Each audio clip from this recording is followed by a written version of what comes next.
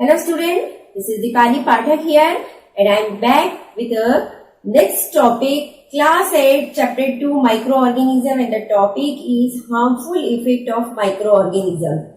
Earlier we have discussed about the benefits and uses of microorganism, their types and all these things, everything we have discussed in detail. Now it's time to understand about the harmful effect of microorganism and disease caused by them in human being and in plants.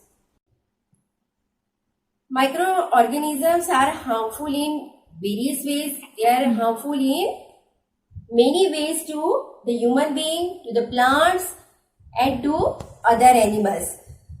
How do they are harmful to us? Because they cause diseases and they spoil the goods such as the leather, paper and cloths. In this way, they causes harm to us and our environment too, to our goods also. So, it can be prevented by adopting different methods. But first, we'll discuss about the harmful effects of microorganism. Mainly, they cause diseases in plant, animals and human being. So, in this way, the microorganism which causes diseases are called as pathogen. Pathogen, it's a very important definition of your chapter. Harmful microorganism, they are harmful in two ways: by causing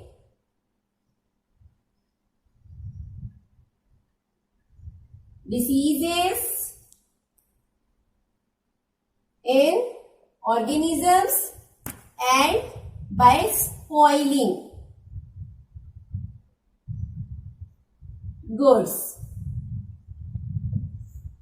In this way, they are harmful to us. Now, disease causing organisms are called as pathogen. These disease causing organisms are very dangerous and they enter into the body through various means.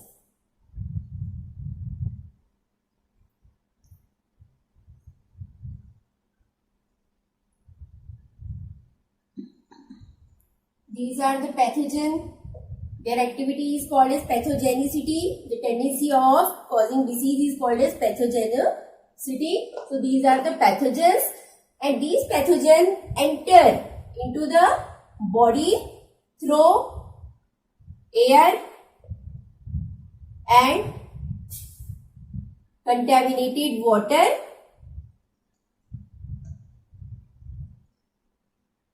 and by dust, by soil and through vectors.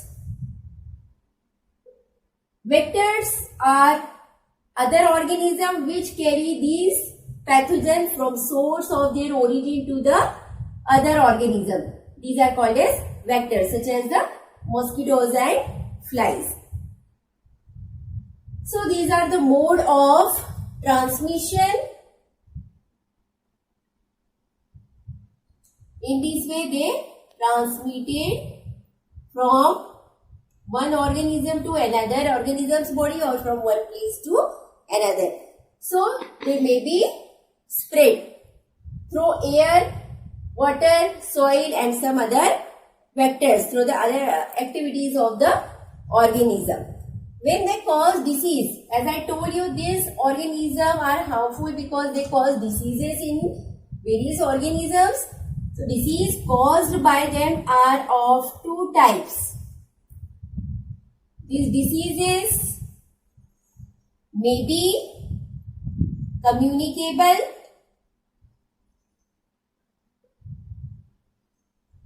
if the disease spread through the contact with the affected or infected person, then the disease is called as communicable disease. If it does not spread through the contact with infected person, then it is called as non-communicable disease. then this disease may be spread by the vectors.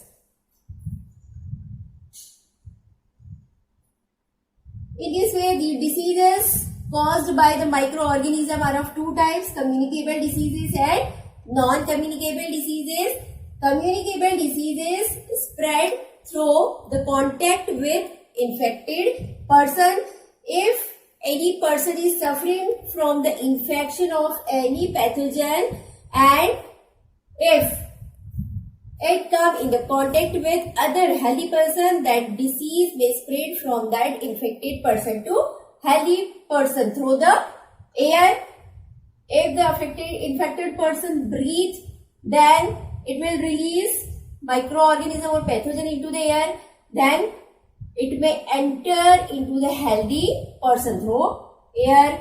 It may enter through water or by soil too. So these are the different ways of spreading diseases. Now, communicable diseases are transmitted through food, water, air or insect or by infected persons, cloth and utensil too. How do they spread? Means of spread, earlier I told you. Here, these are the means. Again we will write here: through air,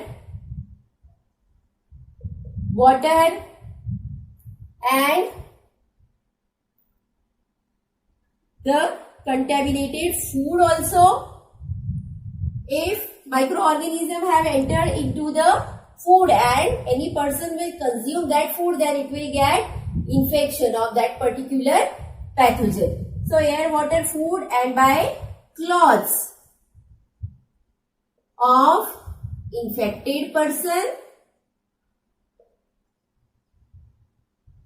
and utensils too.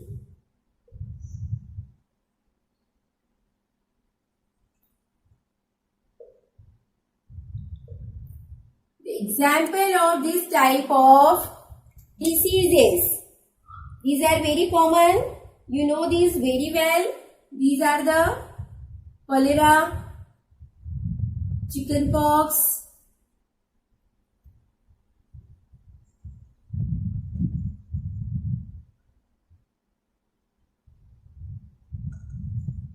measles, tuberculosis, which is also called as TB, flu, cold. These are the communicable diseases.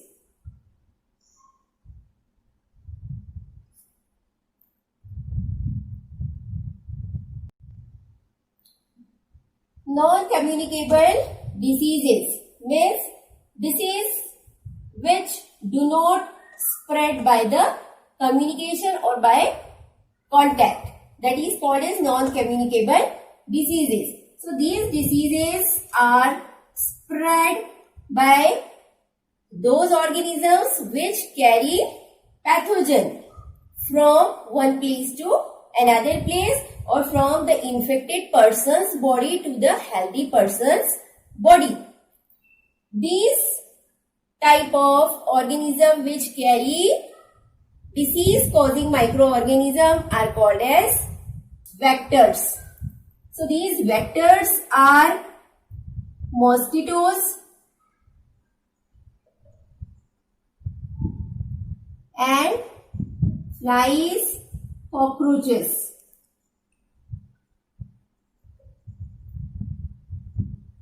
These are the vectors.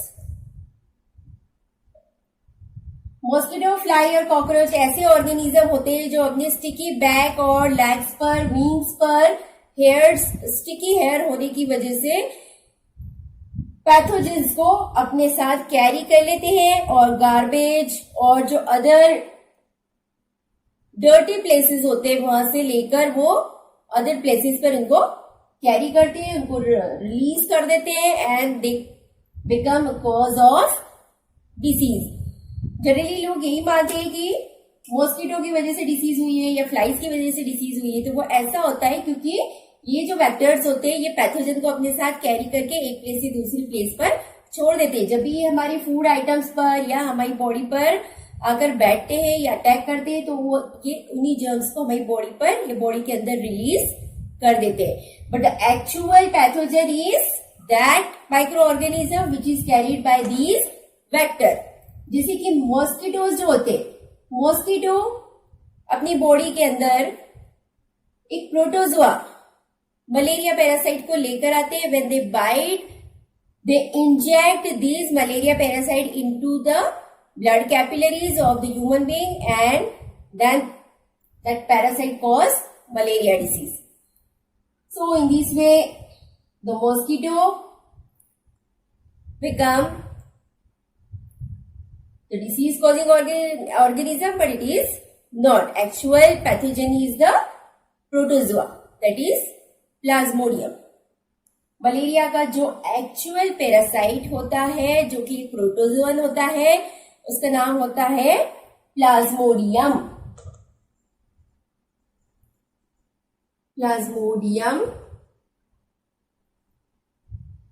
Plasmodium मलेरियाई, Plasmodium फैल्सिपेरी, Plasmodium वाइविक्स, जिसकी different species होती है। ये protozoa आता है जो कि malaria mosquito की body में रहता है।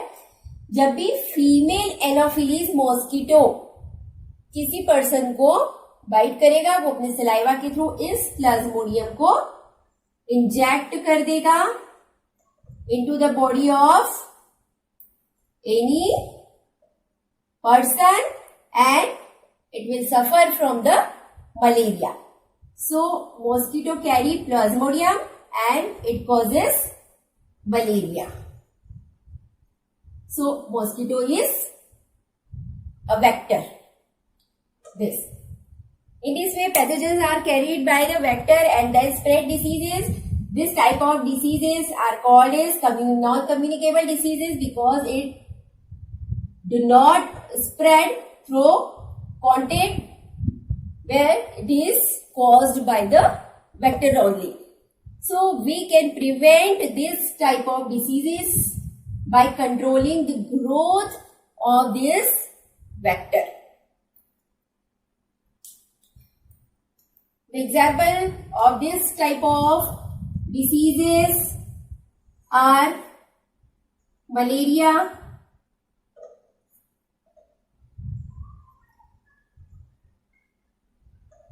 then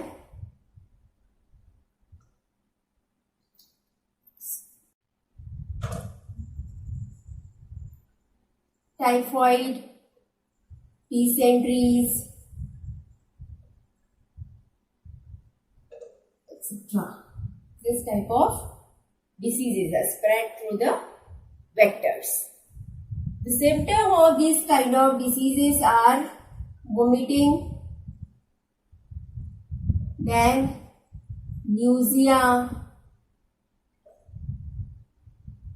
this type of symptoms, laziness or dizziness and fever, pain in abdomen and head. So body ache, stomach ache, headache, these kind of problems may occur due to the infection of this kind of pathogen. In this way, harmful microorganisms cause diseases in different organisms. This type of diseases are of two types, communicable diseases or non-communicable diseases. Communicable diseases caused by the direct or indirect contact with the organism and they may spread through the air, water, contaminated food and by using the cloth and utensil of affected person. The example of these diseases are cholera, chickenpox, measles, tuberculosis and flu.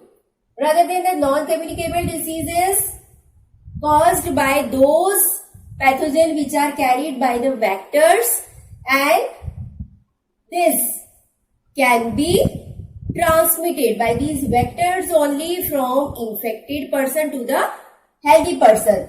The diseases are malaria, typhoid, dysentery, like this. The symptoms of these diseases are vomiting and pain in different parts of the body. So in this way, organism cause diseases in animals and human. Sometimes they cause diseases in plants too. The disease causing microbes are of different types. They may be bacteria, viruses and fungi.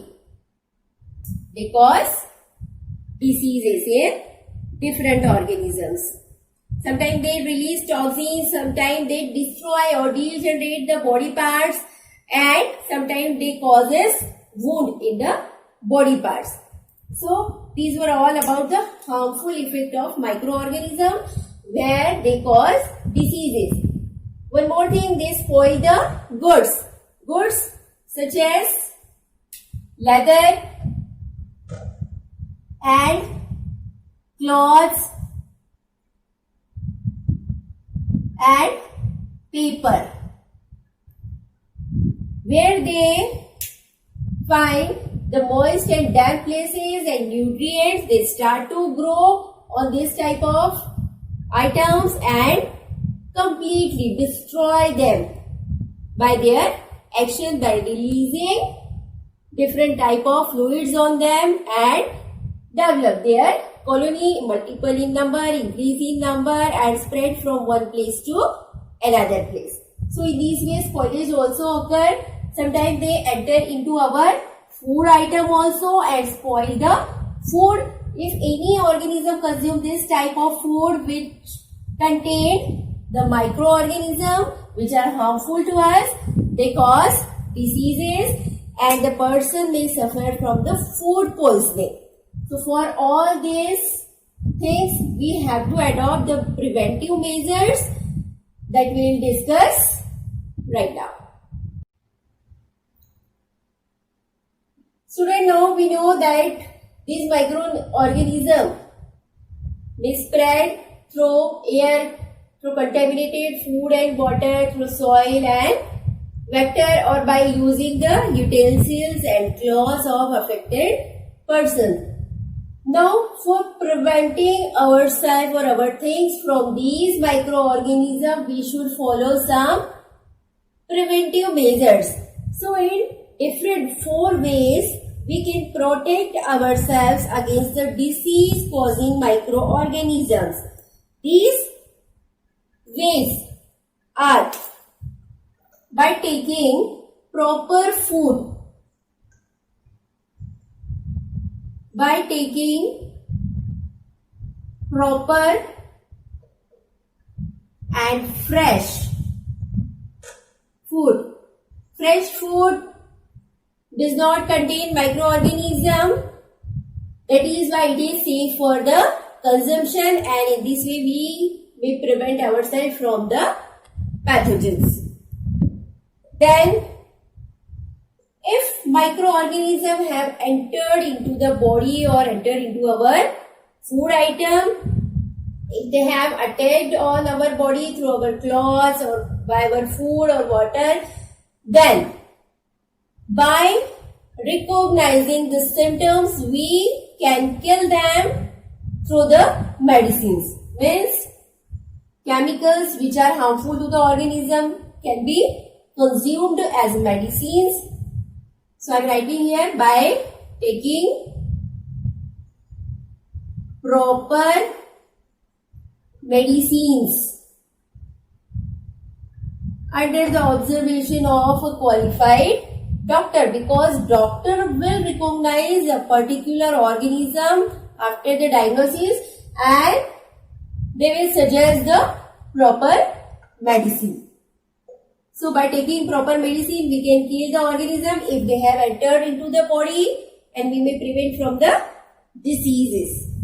By preventing the growth of microbes around the house. By preventing the growth means we should not allow anybody to throw the garbage near our locality. We should not allow the water to be stagnant. Stagnant water should not be there, which allow the breeding site for the microorganism or for the mosquitoes. In this way, we may prevent from the vectors which carry pathogens. By preventing the growth of organisms. At the heaps of garbage and the open drainage and stagnant water is there in our locality or in our surrounding, then they will promote the growth of vector, and in this way the carriers will increase and pathogen will also increase. So do not allow them to grow. Then we may prevent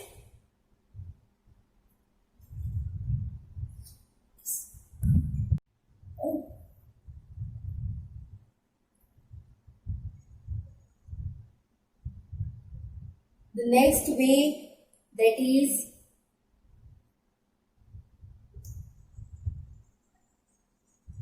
by protecting our food and other goods from pathogens. These are the 4 important ways through which we can prevent ourselves from the disease causing organism. I think one more important way is there, that by adopting personal hygiene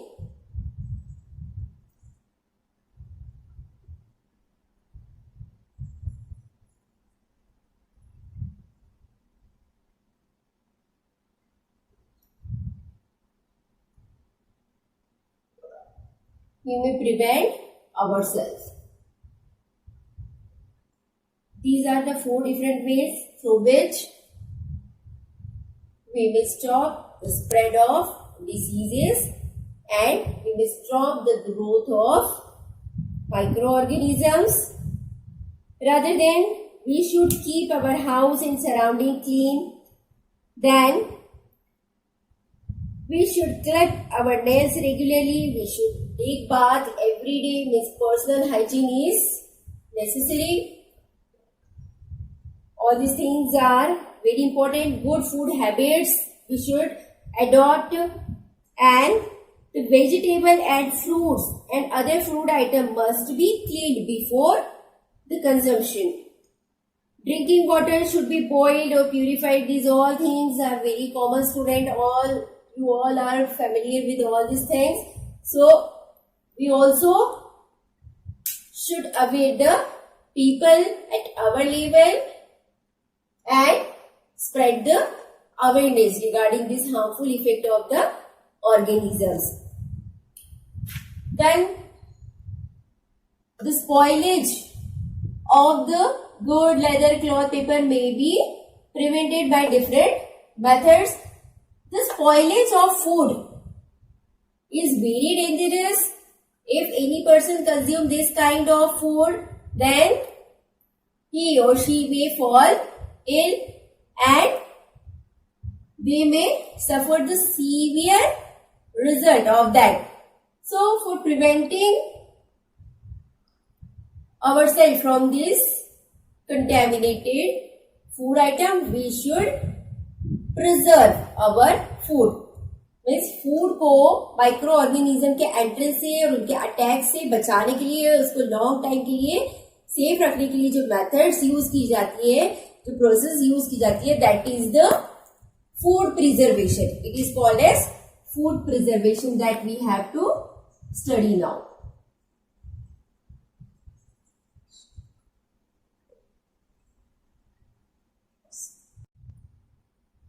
Student, food preservation, as I told you, it's a method to prevent our food from the attack of microorganism and keep it safe for a long time. So we'll write the definition. It's a process by which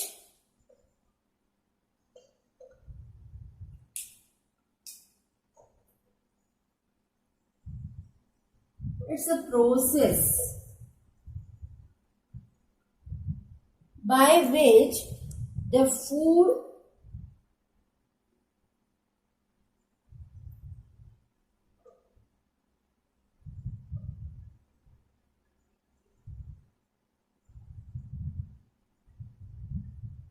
perishable food को हम spoilage से अगर बचा सकते हैं तो उसको बचाने की जो भी मेथड होती है उसी को हम बोलते हैं फूड प्रिजर्वेशन, मीन्स जिसमें हम फूड को प्रिजर्व करके सेफ रख सकते हैं, that is the food preservation.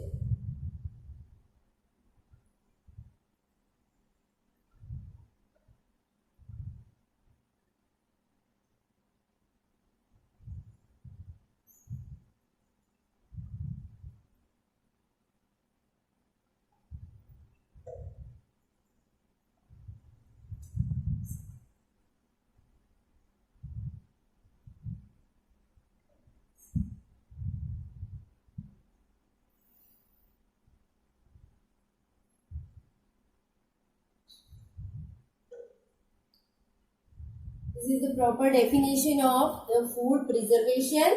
The food preservation can be done with the help of different methods or different things.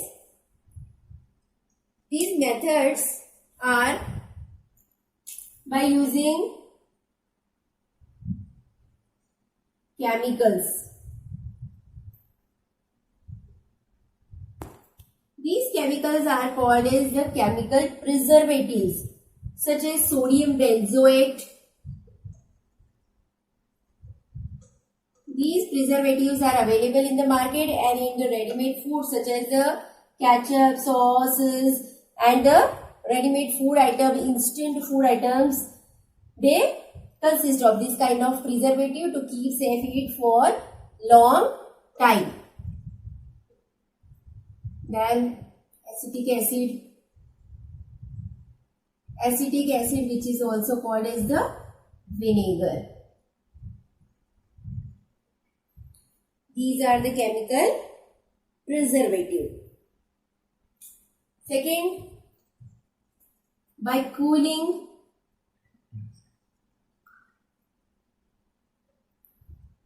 the spoilage of food such as vegetable, meat, fruits, boiled milk and curd can be prevented by the cooling. Means when we keep it at a low temperature, we can restrict the growth and activities of microorganism and we can keep our food safe for a long time. The low temperature prevent the spoilage of food, as I told you, because it retards the growth of bacteria and other organisms and it inactivate the enzymes which are present in the food item. In this way our food is prevented by the cooling. So by using refrigerator or chillers we can cool the food and keep it safe. Third, that is refrigerator. Through refrigerator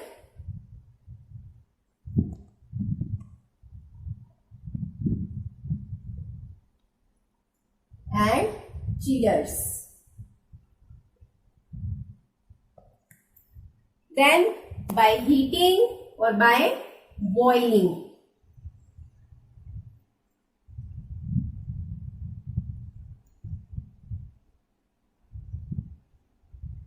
If we heat the food item at a high temperature, it kills the germs present in the food item.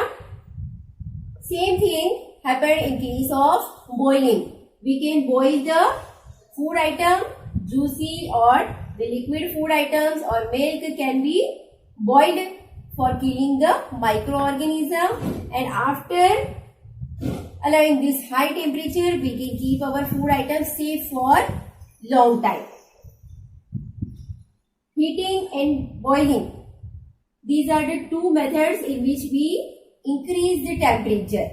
Sometimes heating also used for removing the moisture from food item. That is called as drying too. So drying is also a method of food preservation in which we allow the high temperature or we allow the food item for exposure to the sunlight. In this way it is safe for the consumption.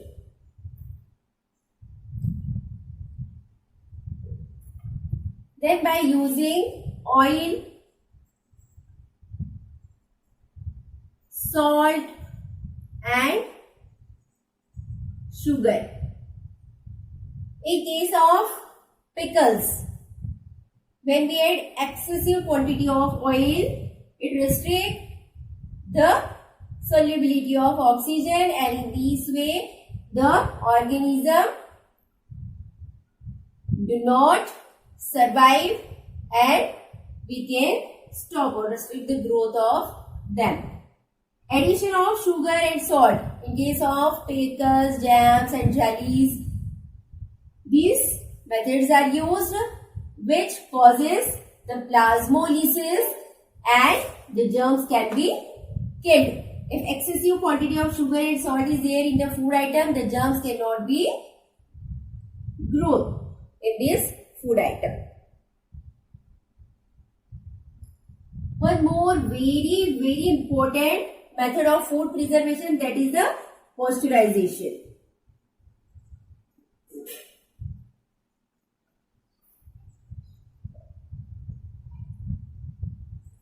Pasteurization is a method in which first we heat or boil the food item at high temperature and then cool it instantly,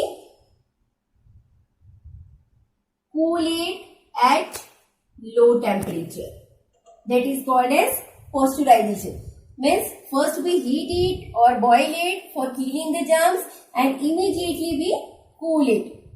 high temperature से बहुत ही जल्दी हम उसको low temperature पे ले जाते हैं, जैसे कि पहले तो हम जर्म्स को किल कर देते हैं और इमीडिएटली जब हम उसको लो टेम्परेचर पे स्टोर करते हैं तो उसमें कोई भी माइक्रो ऑर्गेनिज्म की ग्रोथ और एंट्रेंस नहीं हो पाता है. So this method is called as pasteurization. Mainly it is used for storing or preventing the milk. These are the important methods of food preservation through which we can keep safe our food item from the attack of microorganism.